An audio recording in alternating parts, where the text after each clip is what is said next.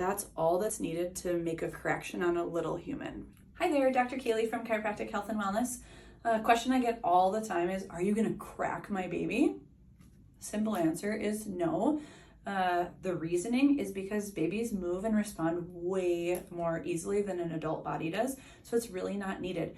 We're using a sustained contact, a little vibration, really just thinking about kind of holding what some might see as a trigger point, okay? This is another option. This is called an activator. It's a super light touch tool, okay? It's fully adjustable here, and sometimes that's all that's needed to make a correction on a little human. It's really cool, really simple. So no, we're not making any big noises. Babies are so much different and so much more easily worked on than adults are.